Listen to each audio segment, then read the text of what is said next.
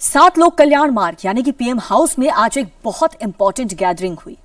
प्रधानमंत्री नरेंद्र मोदी ने ऑपरेशन सिंदूर के बाद 33 देशों में भेजे गए 7 डेलीगेशन के 58 सांसदों से मुलाकात की।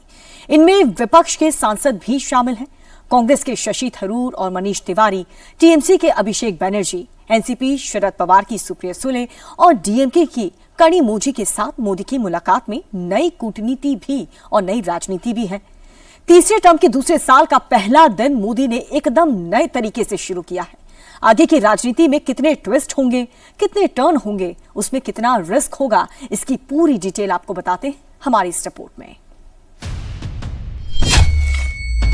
11 साल में नरेंद्र मोदी का कितना काम हो गया।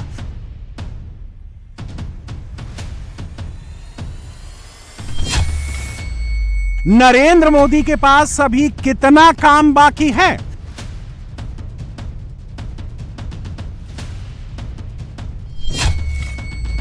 प्राइम मिनिस्टर के डेस्क पर कितनी फाइलें पेंडिंग हैं।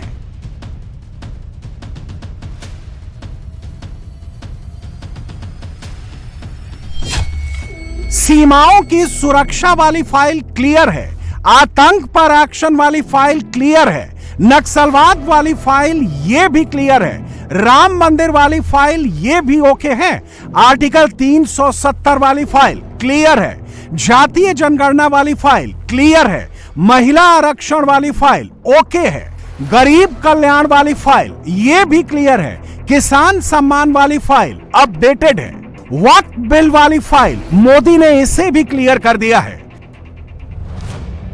लेकिन नरेंद्र मोदी का काम अभी खत्म नहीं हुआ है। पीएम ऑफिस के डेस्क पर कई फाइलें अभी पेंडिंग हैं। नरेंद्र मोदी ने 2047 तक विकसित भारत का लक्ष्य रखा है। विकसित भारत का वो लक्ष्य अभी अधूरा है। पीओके वाली फाइल अभी पेंडिंग है। यूसीसी वाली फाइल अभी बहुत काम बाकी है। विकसित भारत वाली फाइल ये भी अभी पेंडिंग है। नंबर 3 की इकोनॉमी वाली फाइल, इस पर तेजी से काम चल रहा है। पॉलिटिकली देखेंगे तो मोदी बीजेपी को हरियाणा, ओडिशा, असम और पूर्वोत्तर के अन्य राज्यों तक ले गए, मगर पश्चिम बंगाल, तमिलनाडु, तेलंगाना और केरल, पूरब और दक्षिण के इन 4 राज्यों को भगवा ध्वज के नीचे लाने का काम भी अभी बाकी है। बीजेपी देश भर में मोदी सरकार के 11 साल पूरे होने का जश्न मना रही है। बीजेपी के लिए जश्न बनता भी है। नरेंद्र मोदी बीजेपी को सबसे लंबे समय तक सत्ता दिलाने वाले प्रधानमंत्री हैं। बीजेपी के लिए मोदी न भूतो न भविष्यति वाले नेता हैं। सबसे पहले हम आपको यूपी के पावरफुल सीएम योगी आदित्यनाथ की बात सुनाते हैं। हर हाल में हमें शांति की रट लगाने की जो आदत 2014 के पहले पड़ गई थी, मोदी जी ने न्यू नॉर्मल के माध्यम से उस अवधारणा को पलट करके सज्जनों के साथ, मित्रों के साथ हम लोग शांति से, सौहार्द के साथ विकास की बात करेंगे। लेकिन कोई हम पर युद्ध थोपेगा, हमारी सुरक्षा में सेंध लगाएगा, भारत के अंदर आतंकवाद को प्रेरित और प्रोत्साहित करेगा, तो उसका जवाब सर्जिकल स्ट्राइक, एयर स्ट्राइक और ऑपरेशन सिंदूर ही होंगे। ऑपरेशन सिंदूर ताजा एक्शन है। नरेंद्र मोदी के आदेश पर भारत की सेना ने पाकिस्तान को जिस तरह से पीटा है, उस चोट के दर्द से पाकिस्तान अभी उबर नहीं पाया है। बीजेपी को लगता है कि आने वाले चुनाव के लिए ऑपरेशन सिंदूर एक वोट मैग्नेट का काम कर सकता है, जिसका पहला टेस्ट बिहार चुनाव में हो जाएगा। सीमा पार आतंकवाद के साथ नरेंद्र मोदी की सरकार एक और मसले पर संजीदा तरीके से काम कर रही है। यह है नक्सलवाद या वामपंथी उग्रवाद। मोदी ने नक्सलवाद को जड़ से खत्म करने का काम होम मिनिस्टर अमित शाह को दिया है। पिछले 11 साल में 8000 से ज्यादा नक्सलियों ने हिंसा का रास्ता छोड़ा है। जिन्होंने हथियार नहीं डाले उनका सफाया हो रहा है। 2013 में 126 जिले वामपंथी उग्रवाद से प्रभावित थे। 2025 में अब केवल 18 जिलों में नक्सलवाद की समस्या है। देश के प्रधानमंत्री जी के नेतृत्व में हमारे गृह मंत्री जी ने जो देश को वादा किया है, मार्च 2026 तक जितने एक्टिव केडर है उनको समाप्त किया जाएगा। एक्टिव नक्सलिज्म जो है या माओइज्म है उसको समाप्त किया जाएगा। उसके ऊपर बहुत जोरों से कार्रवाई चल रही है। 11 साल पूरा करने पर प्रधानमंत्री ने खुद भी अपनी उपलब्धियां गिनाई हैं। पीएमओ ने एक के बाद एक कई सोशल मीडिया पोस्ट के जरिए 11 साल के काम को हाईलाइट किया है। जाहिर तौर पर कांग्रेस और अन्य विपक्षी पार्टियां इस पर नाक भौं सिकोड़ रही हैं। डंका बज रहा है, यहां तो बैंड बज रहा है। हिंदुस्तान के नागरिकों पर डंडा बरसाया जा रहा है, लाठियां बरसाई जा रही है। कहां डंका बज रहा है? डंका व्हाट्सएप में बज रहा है। यह असलियत है। और हमारी सरकार की तरफ से सुई टपक सन्नाटा। हमारी सरकार एक स्टेटमेंट लगा के कहती है अमेरिकन स्टूडेंट्स जो हैं वहां पे गए इंडियन स्टूडेंट्स, वो वहां के लॉज का पालन करें, कैंपस पर अच्छे से बर्ताव करें, इसलिए आपको चुनकर शासन में बिठाया था। एक प्रधानमंत्री की क्या जिम्मेदारी होती है? भारत के सम्मान को, भारतीयों के सम्मान को पैरों के तले अमेरिका रौंद रहा है। बूटों के नीचे हमारे लोग रौंदे जा रहे हैं। एक प्रधानमंत्री की क्या जिम्मेदारी है?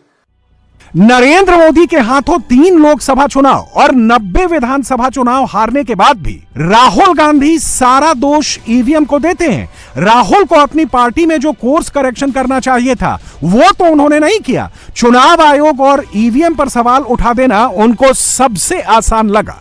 राहुल को केंद्रीय मंत्री प्रहलाद जोशी ने जवाब दिया। हर राज्य में कांग्रेस पार्टी साफ हो रहा है। आप मुझे एक उदाहरण बोलो, एक। कभी भी बीजेपी भी हारा है, लेकिन कभी भी हम साफ हुआ है क्या? कांग्रेस पार्टी दिल्ली में साफ, बिहार में साफ, उत्तर प्रदेश में साफ, महाराष्ट्र में साफ है ही नहीं जी। एग्जिस्टेंस का क्वेश्चन है। ये लोग हमको जीरो बोलते हैं। तो थोड़ा तो तमीज भी रहना चाहिए और थोड़ा बुद्धि भी रहना चाहिए। सरकार में 11 साल पूरे होने पर नरेंद्र मोदी ने एक सर्वे शुरू किया है। पीएम मोदी ने लोगों से भारत की विकास यात्रा पर उनकी राय मांगी है। प्रधानमंत्री ने लोगों से राष्ट्रीय सुरक्षा, केंद्रीय शासन व्यवस्था, सांस्कृतिक गौरव और युवा विकास जैसे मुद्दों पर जनता का ओपिनियन मांगा है। मोदी ऐसे सर्वे करते रहते हैं। इससे उनको जनता की नब्ज का पता चलता है। पब्लिक क्या सोच रही है यह मोदी को मालूम चल जाता है। मोदी ने नरेंद्र मोदी ऐप पर जनमन सर्वे शुरू किया तो 24 घंटे के अंदर 5 लाख से ज्यादा लोगों ने अपनी राय डायरेक्ट मोदी को बता दी। मोदी राज में 11 साल पर एक सर्वे और हुआ है। जेवीसी ने मोदी के तीसरे कार्यकाल के 1 साल पूरे होने पर सर्वे किया तो मोदी की उपलब्धियों से लेकर ऑपरेशन सिंदूर तक पर सवाल पूछे। इस सर्वे में जब लोगों से पूछा गया कि मोदी 3.0 की सबसे बड़ी उपलब्धि क्या है, जवाब में ऑपरेशन सिंदूर को 38% लोगों ने सबसे बड़ी उपलब्धि बताया। जाति जनगणना की घोषणा को 32% लोगों ने सबसे बड़ी उपलब्धि माना। वक्फ संशोधन कानून 18% लोगों की नजर में मोदी 3.0 की सबसे बड़ी उपलब्धि है। भारत को चौथी बड़ी अर्थव्यवस्था बनाना 12% लोगों के लिए सबसे बड़ी उपलब्धि है। मोदी सरकार के 11 साल पर जो जनता की राय है वही मोदी की पार्टी सोच रही है। बीजेपी सबसे ज्यादा ऑपरेशन सिंदूर को हाईलाइट कर रही है। राष्ट्रीय एकता और अखंडता के प्रति हमारी प्रतिबद्धता और सुरक्षा और आतंकवाद के मुद्दे पर जीरो टॉलरेंस भी भारत ने 140 करोड़ भारतवासियों ने देखा है। प्रधानमंत्री मोदी जी के नेतृत्व की सरकार के 11 वर्ष का कालखंड ऐसे समय में पूरा हो रहा है जब पूरी दुनिया ने भारत की सैन्य शक्ति की पाकिस्तान में टेस्टेड और दुनिया के द्वारा ट्रस्टेड उस ताकत को देखा है जो अभी ऑपरेशन सिंदूर के माध्यम से हम सबको देखने को मिला है। याद कीजिए, मोदी ने जातियों की गिनती कराने का फैसला पहलगाम के बाद और ऑपरेशन सिंदूर से पहले लिया था। पॉलिटिकली यह बहुत बड़ा डिसीजन है जिसका असर आज भले ही नहीं दिख रहा, लेकिन जब इसका असर दिखना शुरू होगा तो लंबे समय तक असर दिखेगा।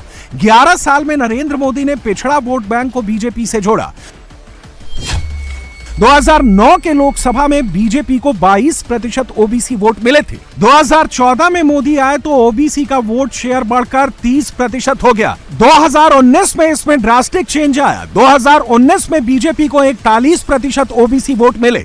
2024 में बीजेपी का पिछड़ा वोटर थोड़ा छिटक गया और 41% से घटकर 40% पिछड़ा वोटर बीजेपी के साथ रह गया। 24 के चुनाव में संविधान और आरक्षण पर भ्रम पैदा करके राहुल गांधी ने नरेंद्र मोदी के नंबर घटा दिए। जाति जनगणना कराने का ऐलान करके मोदी ने राहुल के हाथों से जाति वाला कार्ड ही छीन लिया। ऑपरेशन सिंदूर के साथ साथ जातीय जनगणना पर भी वोटर का मूड बिहार चुनाव से सेट होगा। बीजेपी बिहार में कॉन्फिडेंट है, राहुल गांधी का कॉन्फिडेंस हिला हुआ है। यह कोई संयोग नहीं कि राहुल गांधी जिस दिन बिहार के दौरे पर गए उसी दिन उन्होंने महाराष्ट्र चुनाव को फिक्स मैच बताया। राहुल गांधी इलेक्शन कमीशन को इसलिए लेटर नहीं लिखेंगे क्योंकि उनके सेल ने इलेक्शन कमीशन को जो सूचना का अधिकार है उसके तहत एक पत्र दिया था। यही सारे सवाल उठाए थे जिस पर कांग्रेस पार्टी को 60 पन्नों का जवाब इलेक्शन कमीशन दे चुका है और अब उन 60 पन्नों के जवाब के बाद उनके पास कोई सवाल बचता नहीं है। इसलिए राहुल गांधी की एक ही नीति है, गोबेल्स जैसी, रोज झूठ बोलो, रोज वही बात कहो ताकि शायद लोगों के मन में कोई कंफ्यूजन तैयार हो जाए। 24 के चुनाव में यूपी के बाद बीजेपी को सबसे ज्यादा महाराष्ट्र में नुकसान हुआ था। 24 में मोदी ने विधानसभा चुनाव में उसे कवर कर लिया। नरेंद्र मोदी चुनाव कैसे जीतते हैं और राहुल चुनाव कैसे हार जाते हैं, इसका एक कंपैरिजन देख लीजिए। अगला इलेक्शन बिहार का है तो वहीं का एग्जाम्पल दिखाते हैं। बिहार में बीजेपी का संगठन 52 जिले और 1500 मंडल में फैला हुआ है। बिहार के सभी 77,000 बूथ पर बीजेपी का संगठन है। हर बूथ पर बीजेपी का बूथ अध्यक्ष है। इसके उलट बिहार प्रदेश कांग्रेस संगठन के बिना चलती है। अभी 2 महीने पहले बिहार प्रदेश कांग्रेस में 40 जिला अध्यक्षों की नियुक्ति हुई है, लेकिन ब्लॉक स्तर पर कांग्रेस में सन्नाटा है। बूथ लेवल पर राहुल गांधी की पार्टी में कोई कार्यकर्ता नहीं बचा है। राजनीति में कभी कभी करिश्मा हो जाता है, लेकिन संगठन ना हो तो कोई करिश्मा नहीं हो सकता। पश्चिम बंगाल में ममता बनर्जी के पास आक्रामक कैडर बेस है, फिर भी वहां बीजेपी लड़ती है क्योंकि मोदी ने अपनी पार्टी को लड़ना सिखाया है। जहां चांस ना हो वहां भी लड़ो, जहां चांस दिखे वहां जी जान लगाकर लड़ो। अपीजमेंट और इन्फिल्ट्रेशन ये दो अलग अलग चीजें, दो विषय हैं जिसमें ममता बनर्जी जी को महारत हासिल है। वो ये जो भेद करना होता है ना, इसको नहीं करने देती। और राजनीति में कुछ लोगों को थोड़े समय के लिए बेवकूफ़ बना सकते हैं, थोड़े लोगों को लंबे समय के लिए बना सकते हैं, लेकिन सब लोगों को हर समय नहीं बना सकते। ममता बनर्जी जी की इस असलियत को बंगाल की जनता पहचान गई है। वो अपनी जिम्मेदारी से भाग रही है और ये पूरी तरीके से उनकी जिम्मेदारी है। केंद्र सरकार का जो सकारात्मक सहयोग है उसको भी वो नहीं ले रही। पिछले 11 साल में मोदी पर अनगिनत आरोप लगे। कांग्रेस और लेफ्ट का इकोसिस्टम 2014 से ही कह रहा है कि मोदी लोकतंत्र खत्म कर देंगे, मोदी संविधान खत्म कर देंगे, मोदी संघीय ढांचा खत्म कर देंगे, मोदी राज्यों के अधिकार छीन लेंगे और मोदी सभी विरोधियों को जेल में डाल देंगे। क्या जनता पर इन बातों का फर्क पड़ा? बिल्कुल नहीं पड़ा। इंदिरा गांधी के समय 21 राज्यों में कांग्रेस का शासन था। अभी कांग्रेस 3 राज्यों में सिमटी हुई है। लेफ्ट पार्टियां 3 राज्यों से घटकर 1 राज्य केरल में सिमट गई हैं। इंदिरा के समय 0 से शुरू करने वाली बीजेपी आज एनडीए के साथ 21 राज्यों में सरकार चला रही है। यूसीसी एक ऐसी गंगा है जैसे माँ गंगा हमारे यहाँ से निकलती है, उसका लाभ सबको मिलने वाला है। और इस बार आदरणीय प्रधानमंत्री जी के अध्यक्षता में जो हमारी मुख्यमंत्री परिषद की बैठक एनडीए की हुई, उस बैठक में देश भर के 5-6 प्रेजेंटेशन हुए। उसमें से एक प्रेजेंटेशन यूसीसी का भी था, जो मेरे द्वारा वहाँ बताया गया कि कैसे कैसे हमने इसका ड्राफ्ट बनाया, कैसे कैसे इसका क्रियान्वयन किया, कैसे इसकी नियमावली बनाई, किन किन चीज़ों के लिए हमने ट्रेनिंग की, कौन कौन लोग थे, कितना समय लगा, और हमारी कमेटी जो ड्राफ्ट बनाने वाली थी उसने कितना गया। तो ऐसे हमारे बाद अन्य राज्यों ने भी शुरू कर दिया है, कुछ लोगों ने ड्राफ्ट कमेटी भी बना दी है। गुजरात में ड्राफ्ट कमेटी बन गई है, अन्य राज्य भी इसकी चर्चा कर रहे हैं। हमारे नॉर्थ ईस्ट के राज्यों की भी मुख्यमंत्रियों ने मुझसे चर्चा की है। 29 के लिए मोदी का रूट मैप कोई हवा में नहीं बन रहा। मोदी एकदम ग्राउंड रियलिटीज को समझते हुए आगे बढ़ रहे हैं। वो कोर्स करेक्शन भी करते जा रहे हैं। जाति जनगणना कराने का फैसला इसका बेस्ट एग्जांपल है। मोदी सरकार ने पहले जातियों की गिनती कराने से इनकार किया था, लेकिन जब इसकी जरूरत महसूस हुई तो सरप्राइज देते हुए इसका फैसला ले लिया।